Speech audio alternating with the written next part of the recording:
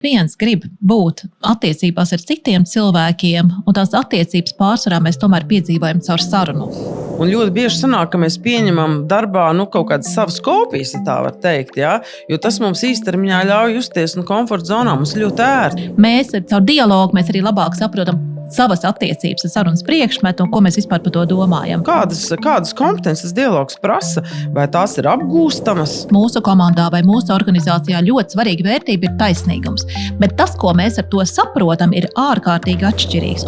Normāli, ja cilvēks baidās no tā, ko viņš nezina vai nepazīst un neizprot, un tad jautājums, vai mēs esam gatavi ieklausīties, izprast. Bet ja mēs spējam tā dziļāk parunāt, tad mēs varam saprast, par ko īstenībā ir satraukums.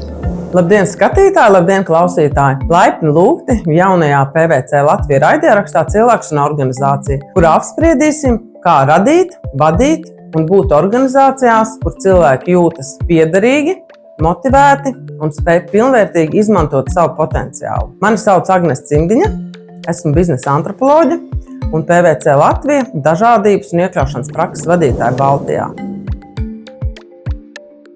Laipni lūgti raidierakstā Cilvēks un organizācija. Šajā epizodē mēs runāsim par dialogu, kā tiltu dažādības vadībā, strādājot ar vērtību sadursmēm. Mēs runāsim par to, kā no polarizācijas virzīties uz saprašanu un kāda tad ir tā dialoga loma organizācijās. Šodienas viesis ir Ieva Morica, fonda Atvērtai sabiedrībai dots izpildirektore, sarunu festivāla Lampa dibinātāja, supervizore un arī Rīgas juridiskās augstskolas valdes locekle. Mazliet ieskicējot tēmu, kāpēc šī tēma vispār ir būtiska, jo mūsdienu organizācijās un sabiedrībās kopumā arvien biežāk mēs saskaramies ar situācijām, kur līdzās pastāv dažādi uzskati, dažādas kultūras, visplašākajā nozīmē, un arī diezgan kontrastējošas vērtības. Un šī dažādība, protams, ir bagātība, kas var veicināt gan konkurētspēju, gan inovācijas, gan radošumu, bet tajā pašā laikā tā arī var kļūt par tādu nopietnu spriedzes avotu, ja mums trūkst prasmes veidot dialogu. Un mēs redzam arī to, ka polarizācija, kas ir raksturīga ne tikai globāli, bet arī mūsu pašu vietējā vidē, tā ietekmē nevien politiku, bet arī darba kultūru, komandu dinamiku, to, kā mēs pieņemam lēmumus. Līdz ar to mums jādomā vairāk par to, vai mēs mākam sarunāties, vai mēs mākam viens otru uzklausīt. Tātad dialogs šajās situācijās tā nav tikai saruna, vai ne? Tas ir instruments, kas palīdz mums veidot, kas mums palīdz saprasties, mazināt konfliktus un radīt vidi, kurā dažādas balsis tiek sadzirdētas un arī ņemtas vērā. Lūk, un tad ļoti priecājos Ieva par to, ka šodien piekrita sarunai. Un tad sāksim varbūt ar to, kāpēc saruna un dialogs kopumā vispār ir tik būtisks veselīgai organizācijai un veselīgai sabiedrībai. Un ko tas vispār nozīmē? Sarunāt. Jā, labdien, Agnes, un paldies par uzaicinājumu. Prieks te būt. Es padalīšos ar to, kāpēc man liekas dialogs un saruna ir svarīgi tieši šobrīd mūsdienās, jo tu jau minēji, mēs dzīvojam sarežģītā laikā. Un man liekas, tāds ļoti liels pārmaiņu laiks ir, ja mēs kaut kā varam šo laikmetu definēt, man liekas, tas lielais vārds man būtu tāds nepārtraukts pārmaiņas un nepārtraukt izaicinājumi, vai ne? Pēdējie gadi pandēmija, Ukrainā karš sākās, vispār visi lielie globālie izaicinājumi, klimata pārmaiņas, tehnoloģiskās pārmaiņas, vienkārši liekas, es nesaprotu, vai ne? Apstādiniet šo pasauli, mazliet pātru, griežās pātru, tas vilciens brauc. Un, faktiski cilvēkiem jau ir arī tāda vēlme, kaut kādā veidā sazemēties, kaut ko saprast, vispār saprast, pie kā pieturēties, pie kā pieķerties. Un arī viss mūsu komunikācijas veids ir ļoti mainījies, ļoti saplūdus digitālā pasaule un fiziskā pasaule. Tas jau nav tā, ka mēs tagad apskatāmies kaut kādos sociālos tīklos, ja kaut ko tur palasam, ja iegūstam informāciju. Faktiski mūsu uztvere un mūsu identitāte saug ar to informāciju, ko mēs saņemam gan digitālajā telpā, un tas papildina tas, kas ir fiziskajā telpā, no šī nepārtrauktā miedarbība. Un pilnīgi skaidrs, ka šādos apstākļos cilvēki arī vairāk patvarās nosacītai savās vidēs, burbuļos, kur viņi jūtās ērtāk, kas ir kaut kāds uzskatu kopas, domu biedru kopas, jeb arī vienkārši vispār no kaut kādām norisēm, kaut kur varbūt arī tāda mazliet apātija iestājās vai distancēšanās, vienkārši pa daudz. Un ja mēs sākam savā ziņā zaudēt arī šo spēju būt miedarbībā ar to visu, kas apkārt notiek, tas ļoti grūti tādā sabiedrībā eksistēt. Man liekas, tāpēc saruna tiešām ir kaut kāds tas pamats, kā visos laikos cilvēki ir miermīlīgā veidā spējuši miedarboties viens ar otru, kaut kā tā veidā arī būt kopā, saprast, kas notiek, iespējams par kaut ko vienoties vai nevienoties, bet tas ir tas mūsu instruments, kā mēs varam viens ar otru būt attiecībās. Un man liekas, šajā ļoti straujajā pārmaiņu procesā arī, tiešām arī viss tās komunikācijas vides mainībā, man liekas, tieši tā griba un spēja būt sarunā, kas ir tāds ļoti cilvēcisks, man liekas, faktors, man liekas, tā paliek ārkārtīgi svarīga. Tas varbūt tādā meta līmenī mēs varam, protams, runāt daudz konkrētāk, kā tas praktiski izpaužās, ko arī dialogs nozīmē, bet man liekas, tā ir tāda dziļi tāda cilvēciska vērtība, varbūt pat ļoti parasta lieta, par ko mēs varbūt pat neiedomājamies, bet man liekas, tādā dziļā kodolā, ik viens grib būt attiecībās ar citiem cilvēkiem, un tās attiecības pārsvarā mēs tomēr piedzīvojam caur sarunu, kurā mēs jūtamies sadzirdēti, pieņemti. Jā, un tad es domāju, kā mums iet ar to sarunāšanos, jā? Kādi ir tavi novērojumi Latvijā kopumā, un kas tad ir saruna, vai saruna ir tikai jautājums un atbilde, jā? Vai tur ir kaut kas dziļāks un būtiskāks, jā? Mēs te varētu parunāt par to, tas, ko es saucu par dialogu ontoloģiju, no kā tas dialogs vispār sastāv, vai tas, ko mēs tagad, piemēram, ar tevi darām, vai tas ir dialogs, vai mums kaut kas iztrūkst. Varbūt tu varētu ieskicēt dziļāk, pirmkārt, kas vispār tev lika, vai kas tevi mudināja pievērsties dialogam pēc būtības, ja? Jo es domāju, virspusēji tā garām skrinot, jau liekas, kā dialogs ir vienkārši cilvēki runā, ja? Bet vai tas tiešām ir tikai tas, ka cilvēki viens otram uzdod jautājumus un atbild, vai tur kaut kas dziļāks? Jā, tas ļoti, ļoti būtisks jautājums, un es domāju, tiešām arī tad noskaidrosim savā ziņā to pamatu, to dialogu nosacīt definīciju, kā es ar to strādāju, teiksim, savā profesionālajā kontekstā. Tā vārda izcelsme, teiksim, cilvēkiem parasti liekas, monologs runā viens cilvēks, vai ne dialogs runā divi cilvēki. Teiksim, tā vārda izcelsme no grieķu valodas ir dialogos, kur dia nozīmē caur, un logos nozīmē vārds vai doma. Un šo abu divu vārdu kombinācija nozīmē savā ziņā, ka tas apzīmē caur vārdu, jeb caur domu. Man liekas, tur ir kaut kā tāda ļoti interesanta nianse, kas ir arī kustība. Tas nenozīmē, ka mēs runājamies divatā, tā nozīmē sarunas starp vairākiem cilvēkiem, caur ko mēs kaut ko panākam. Un kas ir tas, ko mēs panākam dialogā?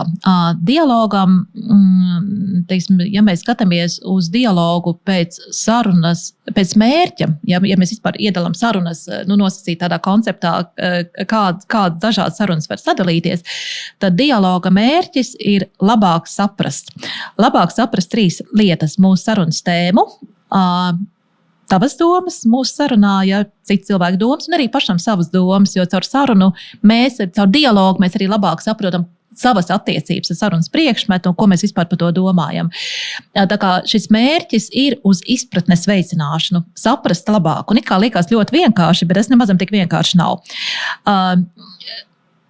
Kur pretī, piemēram, citos sarunāšanos veidos, atkal atkarībā no mūsu nodevuma, pieņemsim diskusijā vai debatē, mūsu mērķis ir mazliet tā kā pacīnīties ar viedokļiem, ar argumentiem un noskaidrot, kuram tad ir labākie argumenti mūsu diskusijas vai debats rezultātā. Un, pieņemsim, Oksfordas debats, ja tur ir pavisam skaidrs, ja, kur ir šie nosacīt divas dažādas komandas, kas debatē, un uzvar viena komanda, kurai labākie argumenti nekā otrai komandai. Ļoti spēcīgs arī tas cīņas moments. Savukārt, ja pieņemsim, mēs gribam panākt vienprātību, konsensusu, tas ir atkal cits sarunāšanās veids.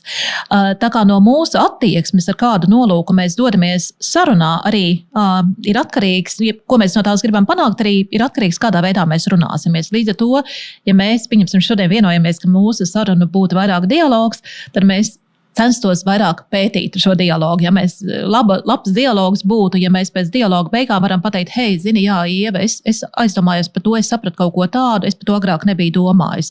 Tas nenozīmē, ka mēs piekrītam vienu otrai, mums arī var atšķirties domas, bet mēs labāk saprotam. Un man liekas, tieši tas saprašanas moments ir arī ārkārtīgi svarīgs šajā ārprātīgi straujajā pasaulē, jo man liekas, citreiz, ļoti daudz cilvēku saka, es tā skaitā, es vienkārši nesaprotu, kas tagad notiek. Ja man nav tā vispār tā telpa, tā pauze, apstāties un saprast, kas notiek. Un tādā veida ziņā dialogs arī var būt ļoti palīdzošs. Bet, protams, arī citi ieguvumi ir dialogam. Respektīvi, dialogs ir viens no sarunas veidiem, kā mēs varam tās sarunas vest. Un domājot par organizāciju kontekstu, arī es tā savā pieredzē piedzīvoju, piemēram, vadot mācības organizācijā cilvēkiem, kas ir vairākus gadus strādājuši kopā, un pēkšņi, ka viņi sanāk vienā telpā, un viņiem tiek dota iespēja runāt un izprast kopā kaut kāds jautājums. Cilvēki tik ļoti daudz runā, ka viņus pat grūti ir pārtraukt, un tas šķiet, ka viņiem ikdienā vispār nav laika sarunāties. Un arī šī izpratne starp vadītājiem un darba ņēmējiem vai starp vadītājiem savā starpā ir priekšstats tomēr, ka nenotiek pietiekama sarunāšanās darba vidē. Un tad nākamais jautājums tev būtu, kādas tad kompetences tas dialogs prasa? Piemēram, ja mēs runājam par vadītājiem organizācijās vai par vienkāršiem darbiniekiem organizācijās, kādas kompetences dialogs prasa? Vai tās ir apgūstamas, vai tur ir kaut kāda specifiska struktūra, pie kā ir īpaši jāpiedomā, vai vienkārši sākam runāt un skatāmies, kur tas mūs ved? Jā. Man liekas, varbūt jāatkāpjas vēl vienu soli atpakaļ un mazliet vairāk jāparunā, kāda jēga no tās saprašanas, vai ne? Jo es pabeidzu pie tās, un tad es arī pie tām kompetencēm pievērsīšos. Redzi, ja man liekas, ļoti daudzas nesaprašanās rodās no tā, ka cilvēkiem nav skaidrs, jeb arī ir dažādas izpratnes par kaut kādām vārdiem vai vērtībām. Es nezinu, pieņemsim, arī viens interesants dialoga process bija, kur pacēlās jautājums, ka kaut kas nav taisnīgi. Komandā vai organizācijā kaut kas nav taisnīgi. Viena lieta, kas nav taisnīgi. Un tā taisnīguma izpratne cilvēkiem ir ļoti atšķirīga un ļoti dažāda. Mēs varam visi vienoties, ka mūsu komandā vai mūsu organizācijā ļoti svarīga vērtība ir taisnīgums. Bet tas, ko mēs ar to saprotam, ir ārkārtīgi atšķirīgs, un tas bāzējās mūsu katra individuālajā pieredzē. Un līdz ar to tas dialoga, dialoģiskā saruna paredz, ka mēs kopīgi varam pētīt šīs pieredzes, un manas, individuālo pieredzi, es saku, tas nav taisnīgi, tad pastāst vairāk, vai ne, kas tavā dzīvē līdz tā domāt, ka tas nav taisnīgi. Un tad mēs saprotam, par ko īstenībā ir stāsts. Un tad, kad mēs saprotam, mēs ar to arī varam strādāt. Mēs varam risināt, mēs varam vest pārunas, mēs varam tur plānošanas veikt, mēs varam, risinājumus meklēt, ja mēs varam saprast, ka kaut ko mēs nevaram atrisināt, to mums ir vienkārši jāpieņem, bet mēs labāk saprotam. Jo man liekas, ļoti daudz lietas buksējās no tā, ka cilvēki vienkārši nelīdz galam saprot. Un tad, kad mums ir šī sapratne, tad mēs daudz efektīvāk arī varam strādāt. Lielā mērā, man liekas, tas arī mazina, tādas attiecību spriedzes starp cilvēkiem, ka vispār ir šī spēja izrunāt un arī ieraudzīt, mēs varam domāt dažādi, bet mēs saprotam, par ko ir stāsts. Tas jau nenozīmē, ka mēs tagad dialogā visi tādi draugi paliksim un apķersimies un domāsim vienoti. Absolūti nē. Dialogs arī parādīt ļoti dažādas atšķirības, bet caur šo atšķirību ieraudzīšanu un pieņemšanu savā ziņā rodās arī tas komandas vai organizācijas vienojošais moments.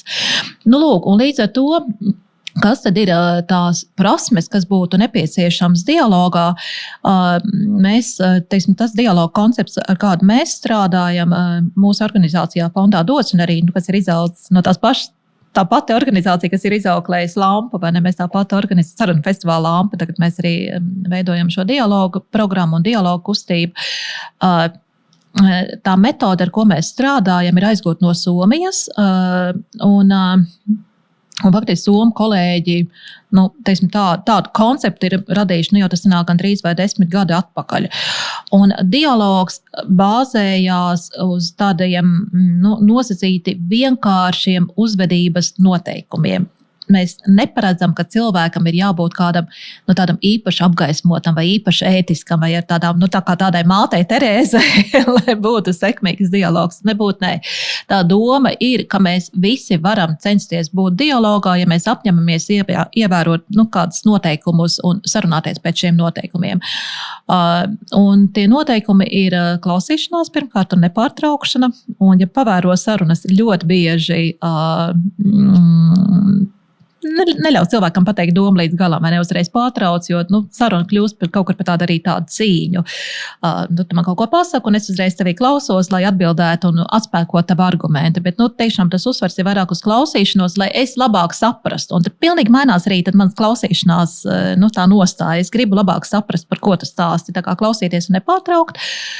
Spēt arī dalīties savā pieredzē, nevis tādā abstraktā konceptā runāt, bet teikt, manā pieredzē ir bijis tā, es domāju tā, jo ir tas, nevis visi cilvēki tādi, vai viņi tur tā, vai tas tur tā, nevis tādās abstrakcijās, bet tiešām nes iekšā šo savu pieredzi, kas ir vērtīga. Jautājumu uzdošana, un tajā brīdī, ja es gribu kaut ko saprast, es vienkārši tev jautāju, nevis tur atkāpjos no sarunas. Arī tāda kopā pētīšana, ja mēs ieraugam kaut kādas atšķirības, kas uznirst mūsu dialogā, savā ziņā tā ir kāda ārgumlāde, mēs tad varam pētīt, par ko ir īstenībā stāsts, ja nevis tā kā mēģināt kādam kaut ko pierādīt, vai nosodīt, vai atgrūst, bet izmanto to iespēju papētīt. Un arī, tāds sarunāšanās veids, ka mēs cenšamies domāt kopīgi, atsaucoties uz dzirdēto. Un es varētu teikt, tāda metafora ienāca prātā. Ziemassvētki tagad tuvojās, vai neskaistais balets Riekskods, un tur ir otrajā cēlienā, man liekas, kur viņi tagad apceļo pasauli, tur ir tās pasaules tautu dažādas dejas, tur ir tā tuvo austrumu deja, un tad tur ķīniešu deja, un tad tur ir krievu deja, vai ne, un vispārējais skatās, un tur baletējotā iznāk ļoti skaists dejas nodeja, un tā ir savā ziņā kā tāda performance, un man liekas, tāpatās arī sarunā varbūt, kā tāda performance, es tagad iznāku un savu deju nodejoju, vai varbūt arī tāda, mūsu mijiedarbība, ja, un šī mūsu mijiedarbība ir dialogā, ka es klausos tevī un savu domu es būvēju uz tā, ko es no tevis sadzirdēju. Un tas var izklausīties tā, Agnes, tad, kad es tevī klausos, man ienāca prātā tas. Ja es arī varu saprast, Agnes, tad, kad es tevī klausos, es saprotu, ka es domāju savādāk. Ja es saprotu, ka man pieredze ir bijusi savādāk. Tā kā principā ļoti vienkārši tie sarunāšanās noteikumi ir klausīties un nepārtraukt, uzdot jautājumus, dalīties savā pieredzē, kopā pētīt, kas ir tas, par ko mēs runājam, vai ne, kas ir tas savā ziņā arī nezināmais, un būvēt savu domu gaitu, savu sarunu, atsaucoties uz citu cilvēku teikto. Jā, un respektīvi, tu saki vienkārši, ja, bet praksē droši vien tas nav tik vienkārši, jo nesokās jau tik labi ar tiem dialogiem, vai ne? Un es domāju, klausīties, lai izprastu vai klausīties, lai atbildētu, jā, tās arī droši vien divi dažādi klausīšanās veidi. Un viens ir, tu klausies, bet vai tu tiešām sadzirdi pēc būtības. Es, piemēram, arī pati domāju par sevi, kas tu šo saki. Man arī citreiz ir tendence pārtraukt, bet tad, ja es pārtraucu, man citreiz šķiet, ka man te uzreiz rodās kaut kāda asociācija, vai pretarguments, ja? Un tev bail viņu pazaudēt, jo tās domas atskriet, un tev liekas, ka tev vajag to ātri pateikt, lai nepazūd. Un tas viens no veidiem, kā es mēģinu to tikt galā, ja man ir pildspalva un papīrs, tad es varu pierakstīt, lai tā doma nepazūd, un tad es pateikšu to, kad es tikšu pie vārda. Bet ja man nav tā pildspalva un papīrs, tad man šķiet, lai nepazūst, tad jāsaka uzreiz. Klausīties, lai izprastu, tas nozīmē, ka jābūt arī interesē pēc būtības saprast to otru cilvēku viedokli, vai teiksim, ja tās ir arī tad, ja tās ir pilnīgi atšķirīgas vērtības, un ja tās ir kontrastējušas vērtības. Tāpēc arī man šķiet, ka dialogs, tas var būt kā labs tilts, arī runājot par dažādības vadību, jā, ar ko es, piemēram, ikdienā ļoti daudz nodarbojos. Un tas, ko tu teici par to dažādo taisnīgumu izpratni, līdzīgi arī ar to pašu iekļaušanas jēdzienu, kas jau mums jau šķiet, kas tad, iekļaušana, mēs visi saprotam, kas tas ir, un daudzās organizācijās tas ir tā ir definēta kā vērtība, bet ko tad praksē tas nozīmē un ko mēs ar iekļaušanu izprotam. Un gala beigās nereti izrādās tā, ka iekļaujot vienus, mēs atstumjam citus un pēc būtības mēs izprotam pilnīgi atšķirīgas lietas ar to, kas tad ir tā iekļaušana. Bet vai dialogs vienmēr ir iekļaujošs, vai tas dialogs arī var būt tāds, kas atstāja, neiekļauts vai atstumtus vai grupas, vai cilvēkus, vai viedokļus? Tas ir, man liekas, Agnēs, tu uzsver tādu ļoti centrālu dialogu filozofijas jautājumu. Un mums tikko arī bija pieredze pirms nepilnām 2 nedēļām. Mums arī bija mūsu somu kolēģi atbraukuši uz Latviju. Mēs vairāk arī pie tās metodas strādājām. Un vadījām vienas mācības, kur tiek trenēti treneri, kas var pēc tam cits cilvēks trenēt šai dialogu metodē. Un mēs paši arī šajā mācību procesā veicām vairākus dialogu apaļus un arī nonācām pie šī jautājuma, cik iekļaujoši ir vai nav dialogs. Jo tad, kad mēs tādā dziļā dialogā ļoti skaidri varam arī ieraudzīt atšķirības. Un pat ja mēs esam tā diezgan līdzīga savā ziņā grupa, ja cilvēki, kas varbūt nosacīti nāk no viena burbuļa, tajā brīdī, kad mūsu saruna aiziet dziļāk, mēs ieraugam, cik atšķirīgi mēs esam. Un tā interesantā sajūta ir, ka tā piederība rodās tajā brīdī, kad es saprotu, ka kaut es arī esmu atšķirīgs. Ar to, ka es varu par to runāt, es iegūstu sev to piederības sajūtu. Jo man nevienmēr nav iespējams, ka mēs visi domāsim vienādi. Un nav arī iespējams un nav nepieciešams, ka dialoga rezultātā es mainu savas domas. Citreiz varbūt tas notiek, citreiz nē. Dialoga rezultātā mēs arī varam skaidrāk ieraudzīt varbūt kādas atšķirības. Bet tas, ka mēs par to spējam runāt un būt joprojām vienā telpā, man liekas, ka tas rada to savā ziņā, to piederību kaut kādai grupai un pieņemšanu. Tā kā savā ziņā tur ir tāds paradoks, ka tajā brīdī, kad mēs ieraugam šīs atšķirības, bet mēs joprojām varam būt kopā, tas rada šo piederības sajūtu. Jā, tu jau arī sarunas sākumā uzsvēri to par tiem burbuļiem. Mums katram ir kaut kādi burbuļi, kuros mēs jūtamies komforta zonā. Jā, un arī man ir tas teiciens, īstenībā es domāju, cik interesanti, ka mēs tagad īstenībā ļoti daudz jau arī aizgūstam no tādām labām praksēm no Ziemeļvalstīm, jo pagājušajā sarunā mēs runājam par to, kā ļaut justies vērtīgiem, piemēram, cilvēkiem, kas strādā ieslodzījuma vietās, ja, cilvēkiem, kas arī atrodas ieslodzījumā, un ka tā sajūta, ka tu esi vērtīgs, tā var darīt brīnums, ja, tavā attiecībā uz produktivitāti, piederības sajūtu, motivāciju, kļūt labākam vai. Tad šodien mēs runājam par dialogiem, kas ir aizņemti kas ir aizlienēti šajā gadījumā no Somijas. Ja?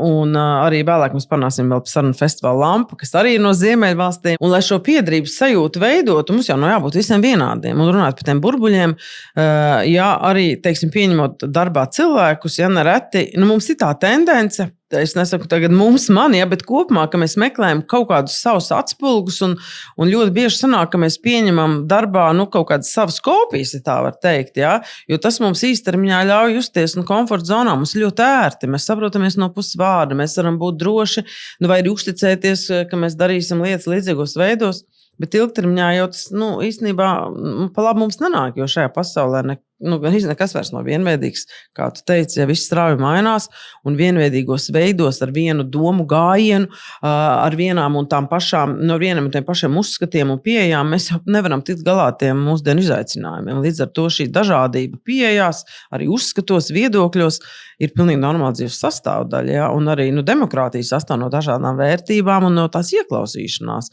Un sakot, ka nav vērts runāt, mums ir dažādas vērtības, manuprāt, tas ir tāds diezgan nelāga pieeja jebkuras veselīgas vides veidošanai, jo pieņem to, ka visiem ir vienādas vērtības, tas īsti praksē droši vien tā nedarbojās, vai ne? Jā, un man liekas svarīgi, lai vispār dialogs notiktu, ja pat vispār saruna notiktu, ir jāgrib runāt, jo, ja negrib runāt, nevar nevienu piespiest runāt. Un ir arī kaut kāds minimālās prasmes, kā sarunāties. Un es, teiksim, ienesu to, kādā veidā var dialogā sarunāties. Un es arī nekādā gadījumā nekritizēju ne diskusijas, ne debats, ne pārunu vešanas, ne konsensus. Es nesaku, ka dialogs ir, visa saruna karalis. Absolūti nē. Dialogs ir viens no sarunāšanās veidiem, kas varbūt mums nepadodās pārāk intuitīvi. Mums mazliet jāpiedomā, mums mazliet jāpiespiež sevi. Mazliet jāatrunā ar sevi. Okay, es tagad klausos un nepārtraucu, vai ne? Nevis cenšos pierādīt to savu viedokli, jo man liekas, tas intuitīvais ceļš bieži vien ir nākt ar kaut kādu tādu pretargumentu vai iet to diskusijas vai debašu ceļu. Tā kā dialogs ir viens no sarunāšanās veidiem, bet, manuprāt, tā griba sarunāties tā gan ir ļoti būtiska. Pieņemsim tagad tā tīri praktiski. Man arī īstenībā intriģēja tā dialoga metode, un īstenībā paldies. Man uzdāvināja šādu jau grāmatu, grāmatu par dialogu. Kā es Alhanēns, tas ir tieši tā soma metode tur aprakstīt. Un es, pamodelēsim tādu, iedomājamies tagad, ka pieņemsim organizācijā, ir kaut kāda situācija, kurā ļoti, ļoti atšķirīgas, strikt atšķirīgas vērtības vai uzskati, un organizācijā varbūt pa vieglāko ceļu izvēles vienkārši par to nerunāt. Un to es arī redzu no savas pieredzes strādājot dažādām organizācijām, ka varbūt ļoti sensitīvi jautājumi, un tas vadītājiem prasa specifiskas prasmes vai kompetences par to runāt. Ja? Tas var būt rasisms, tā var būt kaut kāda, tas, ko angliski sauc sexual harassment, aizskaršana kaut kādā veidā. Ja? Tā var būt kaut kāda diskriminācijas jautājumi, un tas pat arī varbūt kādreiz var notikt ārpus darba, un tad nezinot, kā to īsti risināt, baidoties stigmatizēt, jo citreiz mēs baidamies, vai ne, stigmatizēt, vai citreiz baidamies varbūt kaut ko vēl nepreizāk izdarīt. Un tad par to netiek runāts, bet no tā jau nekas nemainās uz labi, mēs par to nerunājam. Tas tos psiholoģisko drošību varbūt vēl vairāk organizācijā mazina, ja ļoti tādi sensitīvi nopietni jautājumi netiek nekādā veidā adresēti. Un, ja padomājam, kas pēdējā laikā mums ir bijuši tāds varbūt šķeļošs vai polarizējošs sabiedrībā, kaut vai tā pati Stambulas konvencija.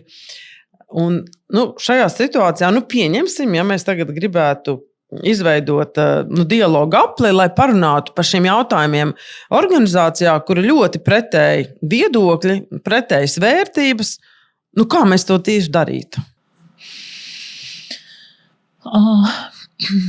Kā tas dialogu aplis, tu minēji tu dialogu apļu metodu, kā tas, jo arī kāds sākumā minēja, ka dialogs parasti cilvēks asociē, tie droši vien divi cilvēki, kas runā, ja? Un tad tu teici dialogu apli. Jā, dialogu aplis ir šī metoda, ko mēs no Somu kolēģiem esam pārņēmuši un ar kuru strādājam, un, teiksim, tā no metodas viedokļa tiešām cilvēks sēž aplī, var arī dialogus ar lielu grupu taisīt, bet, teiksim, tāds parasts dialogu aplis būtu, kā, teiksim, 5 līdz 12 cilvēki, un tad attiecīgi mēs runātu kādu pusotru stundu vai 2 stundas, jo vairāk cilvēku, jo mazliet vairāk nepieciešams laiks dialogam. Kuru vada sarunvedis.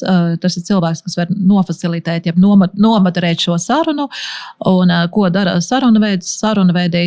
Sarunveža uzdevums ir palīdzēt cilvēkiem savstarpēji sarunāties, tā skaitā dot iespēju runāt visiem, kas to vēlās. Arī varbūt mazliet pieregulēt to temperatūru, ja ir kādi, kas varbūt ļoti daudz grib izteikties, un kādi, kas mazāk izsakās. Sarunvedis arī mudināt izteikties, dot vārtiem, kas mazāk izsakās, un palīdzētu cilvēkiem padziļināt šo sarunas tēmu, ka mēs runājam ne tikai tā kā pa virspusi un kaut kādās pieklājības frāzēs, bet ka mēs runājam tiešām par to, kas ir būtiski.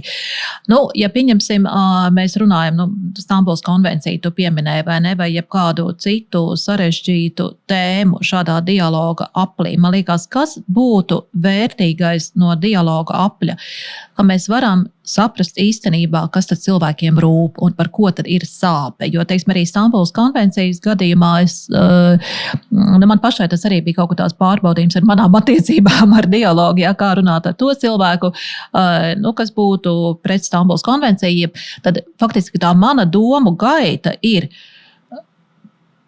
kas īstenībā cilvēku satrauc šajā kontekstā. Tas ir skaidrs, ka nav Latvijā, nav sievas sišana vērtība un bērnu sišana. Tas ir pilnīgi skaidrs. Ja? Tas nozīmē, ka ir kaut kas, kas cilvēks satrauc un ko viņi varbūt baidās savā ziņā pat nebaidās pazaudēt. Un mēs jau runājām pašā sākumā par ārprātīgo mainīgo laiku un tempu. Un tad ir laikam kaut kas sabiedrības attiecību musturā, kas cilvēkus satrauc. Un par to tad arī var runāties. Tad vienkārši pētīt, ja tu tā saki, kas tev liek tā domāt, pastāst vairāk, ja, par ko īstenībā ir tas stāsts. Un es domāju, ka ja mēs tādā dziļumā ieraugam, par ko īstenībā ir stāsts, un tur nav ne tur fakti, ne tur argumenti, ne tur pārliecināšanas, te nebūtu dialogs par to, mēs varam īstenībā saprast, par ko ir tās bažas. Un tad jau var arī redzēt, vai domas dialoga rezultātā mainās vai ne, vai mēs vienkārši labāk saprotam, ka mēs nepaliekam tajā līmenī, ka cilvēks saliek kaut kādās kastītēs, tie tur tādi, tie tur kreisie marksisti, tie tur konservatīvie, tie tur putinisti, vienalga, ja, kam mēs sākam apsaukāties. Bet ja mēs spējam tā dziļāk parunāt, tad mēs varam saprast, par ko īstenībā ir satraukums. Tas varbūt tādā ziņā tas dialogs kā instruments varbūt palīdzoši runāt par jebkādu tēmu. Un arī mūsu somu kolēģi, tas ir ļoti interesants stāsts. Viņiem ir arī tā dialoga apļu metode tiek izmantot arī nacionālā līmenī, kur runā par dažādiem lieliem sabiedrībā izaicinošiem jautājumiem. Un, piemēram, pirms kādiem vairākiem gadiem Somijam bija arī nacionālie dialogi par imigrācijas tēmu. Un pēc tam ar šo imigrācijas tēmu vairākas pašvaldības sāk strādāt, jo viņi ieraudzīja, ka ir diezgan liels rasisms atsevišķās pilsētās, atsevišķās kopienās. Un tad viņi rīkoja ļoti prasmīgi vadītus dialogu apļus ar politiķiem un jauniešiem, kur runāja par šo tieši jautājumu, kā cilvēki pieredz rasismu. Jā, un arī dažādības vadībā, ja tas viens no principiem runāt nevis par cilvēkiem, bet ar cilvēkiem. Ja? Un mums tik labi sanāk runāt par citiem, ja? bet vai mēs tiešām pietiekami runājam ar tiem cilvēkiem, ko mēs līdz galam nepazīstam, varbūt kaut kādu apsvērumu dēļ mēs vairāmies vai baidāmies, un arī tas ir diezgan normāli, ja, ka cilvēks baidās no tā, ko viņš nezina vai nepazīst un neizprot, un tad jautājums, vai mēs esam gatavi ieklausīties, izprast, ja, uzrunāt, un iepazīt, un tur tā zinātkāre arī ir absolūti nepieciešama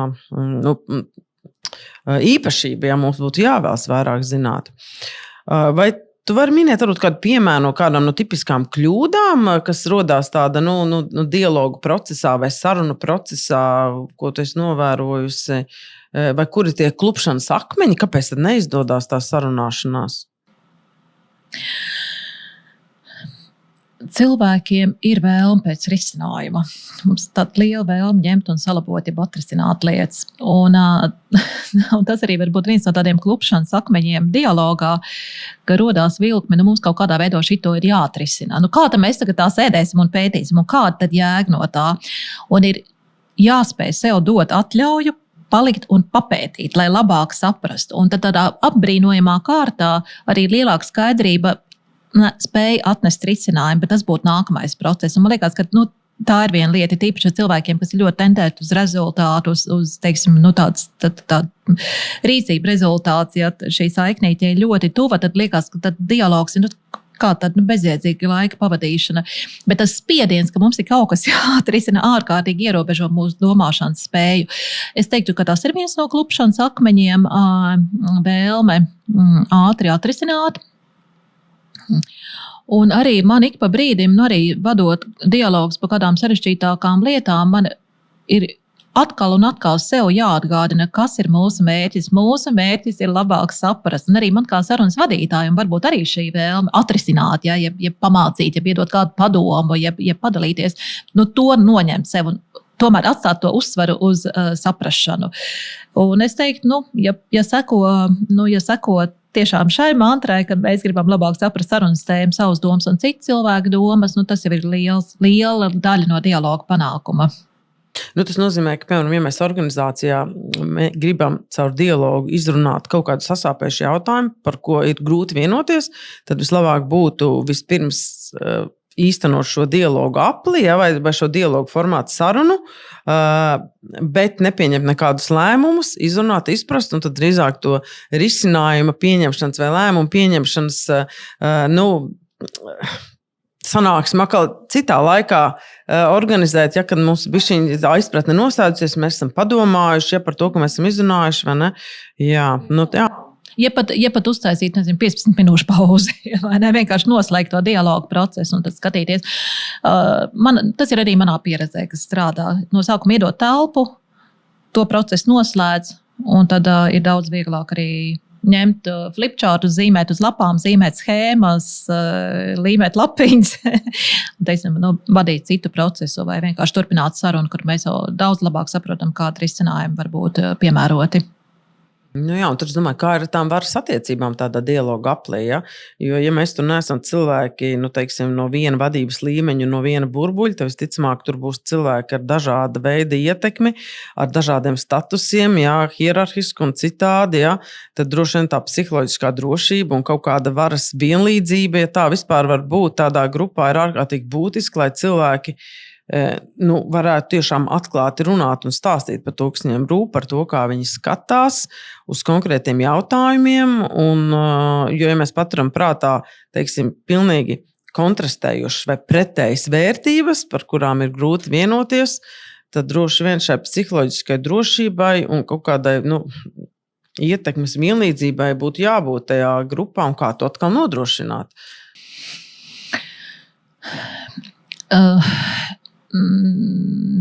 Divas lietas, teiksim, dialoga, tādas ētiskās nostājas balstās brīvībā un vienlīdzībā.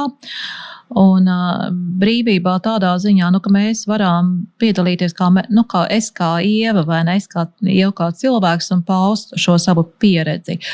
Un vienlīdzība tajā ziņā, ka mūsu pieredzēm ir vienlīdzīga nozīme. Tad, ja mēs pieņemsim dialogu aplī, sēžam cilvēki no dažādiem hierarhiskajiem līmeņiem, protams, ka tās lomas tur ir. Bet tas, ko mēs cenšamies darīt, mēs cenšamies katra cilvēka individuālajai pieredzei dot līdzvērtīgu vērtību. Un tieši šī pieredzes pētīšana un pieredzes līdzvērtība ir tā, kas mums ļauj būt dialogā arī tad, ja, pieņemsim, kāds cilvēks nav eksperts. Ja es neesmu eksperts nodokļu politikā, ja, bet es varu kā pilsonis, kā Ieva runāties par nodokļu politiku, kā es to pieredzu, piemēram. Un tam ir arī nozīme. Ja. Un cits cilvēks varbūt ir eksperts, un es, protams, viņā varu vairāk ieklausīties, bet tas, ka es neesmu eksperts, savā ziņā nepazina to manu pieredzi. Man liekas, tāpēc arī dialogs ir tāds tiešām spēcīgi demokrātisks veids, kā mēs varam būt sarunā. Ja mēs skatāmies pēc šīm ētiskajām nostādnēm un caur tādu skatu punktu arī vadam dialogu, protams, apzinoties, ka cilvēkiem ir arī šīs hierarhiskās lomas, tas arī mums ļauj labāk saprast. Un, protams, arī pēc dialoga, ja mēs ejam kādos uzņēmumos un vadam šo dialogu, vajag jau, lai cilvēki nākamajā dienā tomēr joprojām grib iet uz darbu, vai ne? Redz, man uzreiz asociācija nāk prātā ar, piemēram, ar mentorēšanu. Jā, jo arī organizācijas arī mums pašiem ir tā, ka mums katram mūsu organizācijā ir savs coach. Un tad arī par mentorēšanu. Strādājot citām organizācijām, mēs daudz runājam, ko varētu līdzēt, teiksim, mentors kaut kādos jautājumos. Un tie mentori jau ļoti bieži, visbiežāk ir tā, ka kāds, teiksim, no augšas mentorē uz leju. Ja kāds, kam ir vairāk pieredze vai vairāk ietekme vai augstāks status, jā, mentorē kādu atkal, kam ir zemāka ietekme, mazāk pieredzes, mazāk status. Un tas, ko es nereti iesaku, ja, īpaši jau strādājot ar minoritātēm, jo cilvēks var būt minoritāte visdažādākos veidos, un tur mums arī jāatcerās, ka nevienmēr minoritāte tā, kas ir mazākumā skaitlis, bet tā, kam ir mazāk ietekme.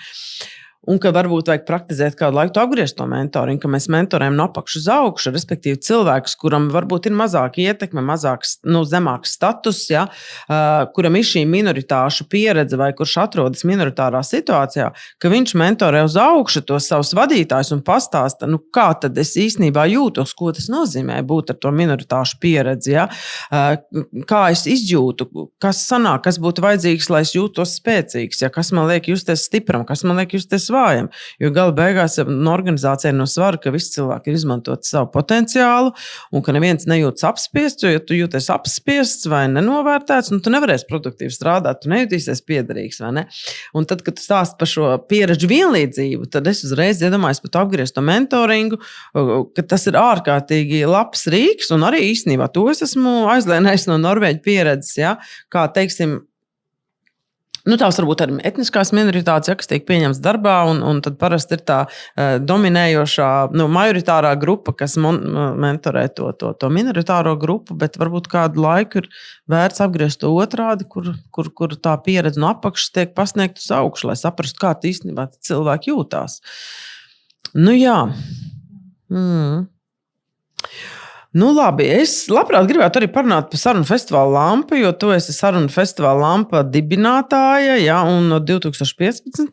gada, ja es nemaldos, līdz 2024. gada beigām tu arī esi vadījusi šo Sarunu festivālu, un arī man ir bijis tas prieks un gandarījums tur piedalīties, ja es nemaldos īstenībā katru gadu, es esmu piedalījusies sarunās, un tu, manuprāt, esi to spējis izveidot par tādu centrālo sarunu kultūras notikumu Latvijā un arī par tādu pamatīgi demokrātijas stūrakmeni, ja, jo tur jau izpaužās tās dažādās vērtības, dažādie uzskati, tur droši vidi sarunām. Kā tev tas ir izdevies, un tagad tas tāds ļoti vispārnāts jautājums, kā tev tas ir izdevies, kāpēc tev vispār šķita, ka tas ir vajadzīgs un ka tas ir kaut kas, ko veidot, ja, jo saruna it kā, ka mēs visi sarunājam, kāds sarunu festivāls. Vispirms par to, un tad varbūt iesim dziļumā, ja, ko organizācijas no tā var mācīties. Pirmkārt jāsaka, Lampa ir ļoti liela mēroga kopīga darba rezultāts. Jā, tas nav neviena cilvēka projekts, nevienas organizācijas projekts. Un, kad mēs Lampu sākām veidot, rakstījām pirmo konceptu, tas 2014. gada nogalē bija mūsu vēlme bija darīt kaut ko, lai stiprinātu Latvijā demokrātiju. Un mūsu ticība demokrātijai bija vairāk tieši tādu demokrātisko kultūru. Tas, kā mēs stāstam par Lampu, ka demokrātija nav tikai likuma un lēmuma un institūcijas un vēlēšanas, bet tas ir arī dzīvesveids un kultūra, kā mēs viens ar otru iedarbojamies, sarunājamies, pieņemam lēmumus, cik daudz mēs sabiedrībā varam par kādām lietām runāt vai nerunājam. Un tieši šī vēlme radīt tādu atvērtu platformu, kur mēs varam runāt par to, kas ir Latvijas sabiedrībā, Latvijai, Eiropai un pasaulē svarīgs, arī bija pamatā, lai mēs izveidotu Lampu kā konceptu, iedvesmojoties no Ziemeļvalstīm, jo mēs zinājām par šo festivālu tradīciju. Mēs uzzinājām no Dānijas vispirms par festivālu, kas savukārt no Zviedrijas iedvesmojās, arī Igauniem bija bijis jau festivāls 2 gadu, kad mēs uztaisījām Lampu. Kā Lampa, varbūt es domāju, ļoti labs jautājums, kas bija Lampas savā ziņā veiksmes pamatā. Es domāju, daudzas lietas, bet mēs pašā sākumā arī izvirzījām tādas vairākas vērtības, kas mums savā ziņā tādi sarkanie pavadieni, pēc kuriem mēs gribējām strādāt. Un viens no tiem pavadieniem bija kopā, apzinoties, ka tas nav viens organizācijas vai dažs cilvēku projekts. Mēs tiešām gribam to veidot kā tādu Latvijas sabiedrības kopīgu darba rezultātu. Un par to ir milzīgs prieks, ka ļoti daudziem cilvēkiem šī sarunāšanās vērtība bija svarīga un faktiski stiprināt šos atvērto platformu, kur mēs varam runāt ne tikai caur presrelīzēm vai mediju attiecībām vai sociālajiem tīkliem, bet klātienē fiziski viens pret otru aci ar aci, un tas, man liekas, vēl svarīgāks paliek visā šajā digitālajā laikmetā. Tad nākamais arī, mēs pateicām tādu vārdu dažādību. Mēs faktiski gribējām, lai Lampā ir pārstāvēts visdažādākās sabiedrības grupas, lai Lampā arī būtu dažādi formāti, lai būtu dažādas organizācijas, lai būtu dažādi viedokļi, lai Lampā ik viens justos tāds, kad es tur esmu aicināts braukt un piedalīties. Ilgtspēja, tas bija arī viens no tādiem atslēgas vārdiem, ar to vēlmi gan būt ilgtspējīgiem pret vidi un dabu, gan arī spēt ilgā termiņā strādāt. prieks. Mēs sapratām, ka, ja kaut ko dara, tad jādara tā, ka pašiem arī ir prieks, un lampai ir arī jābūt tādam notikumam, kas cilvēkiem sagādā prieku un optimismu. Un tāpēc arī daudz dažādu formātu, kas, pieņemsim, ir tādi priecīgie, jautrie formāti, demokrātiskajam notikumam ir arī jābūt priecīgam. Man liekas, ka kaut kā, arī tāda uzticēšanās vēl ar to domu, kad mēs mēģināsim visu darīt maksimāli viegli un bez liekas birokrātijas. Teiksim, pirmajos gados vispār tur viss tās sarunas bija, tad nāk taisa lampā pasākumi, ne mums tur kāds līgums bija nekās. Jā, tagad, protams, ir lampi daudz vairāk arī institucionalizējusies, bet joprojām tā mūsu izējas punkts, veidojot attiecības ar citām organizācijām, ir ļoti lielā mērā uz uzticēšanās pamata. Tas, man liekas, ir arī kaut kā palīdzējis, kad visi kopā varam to iztaisīt. Un lampa katru gadu ir augusi, vai ne, apjomā un apmērā un arī viedokļos. Tas sanāk, lampa ir tas ideālais piemērs, labais piemērs, ideāls droši vien nekas nav, bet labais piemērs, kā dažādi viedokļi var ne tikai līdzās pastāvēt, bet arī miedarboties, un cilvēks galu beigās ir priecīgs un jūtas piederīgs arī starp tiem dažādiem viedokļiem, un kad ir iespēja atrast vienotu valodu, vai ir iespējams strādāt kopā un veidot lietas, vai ne, procesus no dažādiem viedokļiem. Jo, kā mēs runājam, cilvēki ir atšķirīgi un dažādi viedokļi ir pilnīgi normāla parādība. Bet ir kaut kādi īpaši izaicinājumi bijuši, tagad skaties apakaļ 10 gadu garumā, kā šos dažādos viedokļus integrēt. Kas tajā visā ir bijis? Jo īstenībā tas jau mums nav tik vienkārši to dažādos viedokļus integrēt.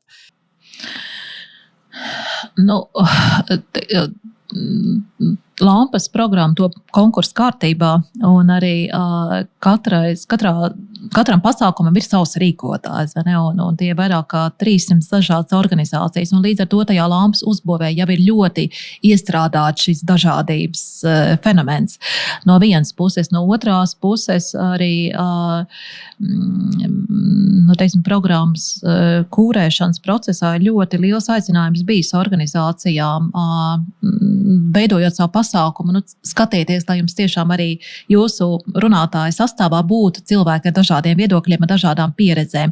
Un arī festivāla apmeklētāji to ārkārtīgi novērtē, jo mēs tiešām ļoti nopietni strādājam arī ar datu vākšanu, gan festivāla apmeklētāju pieredzi mērot, gan arī rīkotāju pieredzi mērot, socioloģiskās aptaujas. Un mēs redzam, ka tas ir viens no būtiskākajiem aspektiem, ko festivāla apmeklētāji piemin, ka viņiem ir svarīgi satikt cilvēkus, ko viņi vai dzirdēt cilvēkus, ko viņi citkārt nebūtu dzirdējuši, dažādus viedokļus dzirdēt un arī satikt dažādus cilvēkus. Tā ir lieta, ko cilvēki ļoti novērtē.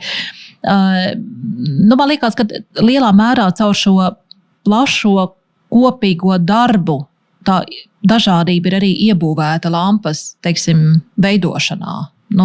Ja mēs jau runājam par to, ka pat vienā organizācijā cilvēki var būt dažādi domājuši, ja mēs saliekam vairāk kā 300 organizācijas kopā, skaidrs, ka tur būs liela dažādība. Jā, tad pirmkārt jau tev jābūt interesē dažādos viedokļos, vai ne? Tev ir jāgrib viņu dzirdēt, otrkārt saruna var būt diezgan garlaicīga, ja visi domā vienādi, vai ne? Jā, un arī tas uzticēšanās elements, vai ne? Vai es uzticēšos situācijai vai organizācijai vai procesam, kurā es neredzēšu, ka mans viedoklis kaut kā tiek pārstāvēts. Ja tiek pārstāvēts tikai vienas puses viedoklis vai viens vienīgs viedoklis, un ja tu nejūti pārstāvniecību kaut kādai savai balsī vai redzējumam, tas droši vien arī tu uzticēšanos neveicina. Jā.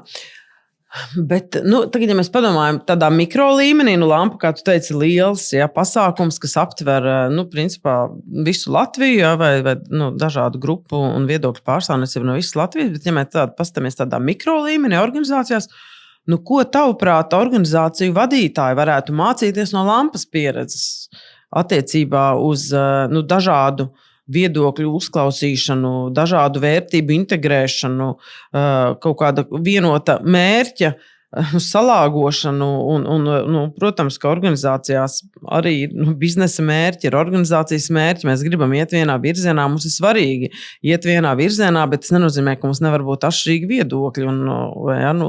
Kāds tev būtu ieteikums? Mans ieteikums būtu gribēt sarunāties un arī paskatīties, kas ir tās pamatlietas, pamatprasmes, lai saruna vispār varētu notikt. Un tā interesantā lieta ir, ka bieži vien cilvēkiem, pat tādiem cilvēkiem, kuriem šķiet ir pilnīgi savādāks viedoklis nekā kaut kādai vienai grupai, viņiem ir ļoti svarīgi tikt uzklausītiem. Un tieši uzklausīšana un arī tāda telpas došana kopējai sarunai noņem milzīgu daļu spriedzes. Jo izslēgšana tikai pārvirza savā ziņā to gruzdēšanu citā vietā, citā gultnē. Ja mēs nerunājam, cilvēki var aiziet projām, no organizācijām, vai vienkārši kaut kāds rūgtums krājās un teiksim, dusmas, ja arī viņas jau nepazūd, viņas jau kaut kādā savādākā veidā izpaužās. Protams, nav jau tā, ka organizācijām ir jāsasniedz mērķi, un mums ir kaut kāds kopīgs rāms, kurā mēs darbojamies, vai ne? Un ir kopīgā stratēģija, un kopīgs redzējums, un cilvēkiem arī citreiz jādara lietas, un tas nav tā, ka es tagad runāšu, un tāpēc, ka es tā domāju, tāpēc es kaut ko tādu nedarīšu. Ja mēs esam vienojušies kopīgam mērķim, mēs arī uz to mērķi ejam un tā labā strādājam, taču tajā telpā ir noteikti vieta sarunai. Un es domāju, ka mans aicinājums būtu laikam gribēt sarunāties un savā ziņā arī iekšēji ticēt sarunāšanās spēkam. Mēs tuvojamies pamazām sarunas beigām. Un es domāju, viena lieta, ko es noteikti paņemšu līdzi no šīs sarunas, ir arī īstenībā tas, ar ko tu sāki stāstot, vai ne, ka ļoti bieži mēs domājam par sarunu, kā tas ir kaut kas, kas varbūt vērsts uz citiem, bet šīs dialogu un sarunas gaitā, jo mēs ļoti iepazīstam paši sevi.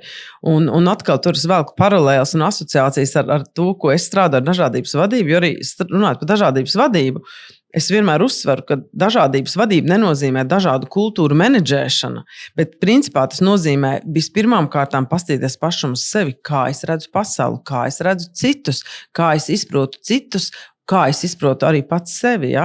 Jo te man es nespēšu nocitēt tādu pilnīgi precīzi, ja? Bet arī, ko Karls Jungs ir teicis, ja? Ka viss, kas tevi kaitina citos, ja? Noved pie izpratnes par sevi pašu, un vai mēs tad gribam pastīties sevi pašu un izprast, kāpēc man tas tik ļoti kaitina, kāpēc man tas nepieņemam, kāpēc es nevēlos to saprast, kāpēc es pat neiedziļinos. Un, manuprāt, tas ir viens no tādiem vērtīgākiem ieguvumiem, no tādas sarunas, kurā tu tiešām klausies un reflektē, ka mēs nonākam pie izpratnes par sevi pašu, un tas mums savukārt labāk palīdz vadīt organizācijas, labāk palīdz vadīt komandas, un arī īstenībā ne tikai pie tās organizācijas izaugsmes, bet arī individuālās. Pilnīgi viennozīmīgi, absolūti tev piekrīt. Un vēl es domāju arī, ja mēs runājam tieši par klausīšanos, un vispār, kas notiek sarunā, ja mēs pieņemam, ka klausamies, ir ļoti daudz dimensijas, kuras mēs varam censties saklausīt gan attiecībā uz sevi, gan attiecībā arī uz sarunu biedru. Teiksim, viena lieta ir domas, ja mēs paužam domas. Otra lieta, ja mēs paši arī savā prātā mēģinam piefiksēt, jebkurā sarunā mums arī kaut kāds atmiņas ienāk. Es atceros to, es tevī kaut ko klausos, es atceros kaut ko citu, ja, sajūtas. Es pieņemsim, šitais krēsls vai ir ērts vai nav ērts. Ja, tas arī visu laiku manā prātā notiek emocijas. Es klausos, man var būt dusmas, man var būt prieks, man var būt skumjas, man var būt bailes. Ja, jebkur no šīm emocijām var arī uzpeldēt un arī savā ziņā tāds iztēles moments. Tad, kad es tevī klausos vai atkal pati kaut ko vai ne sevi ieklausos šajā mūsu sarunā, es uzreiz domāju, tur es varētu darīt tā, vai tas atkal to varētu nozīmēt. Tā kā faktiski šīs 5 dimensijas visu laiku mūsu prātā miedarbojās. Gan tad, kad mēs sarunājam un savas domas paužam, kad arī mēs citu cilvēku klausamies. Un man liekas, vai ir interesanti citā cilvēkā klausīties, tad varbūt mazliet varam pieslēgt kādu no šīm maņām un paskatīties, Dievs, cik daudz es varu sadzirdēt, man nepacik pa 5 ceļiem tur tā saruna vienā laikā notiek. Tā kā tur var būt tāda interesanta iekšēja uzdevuma, ko patrenēt sevī. Un izrādās, ka saruna it kā liekas pavisam vienkāršs koncepts, varbūt ārkārtīgi vērtīgs rīks, ļoti samilzuša problēma risināšanā, bet acīm redzot, mēs nedarām to pietiekami bieži.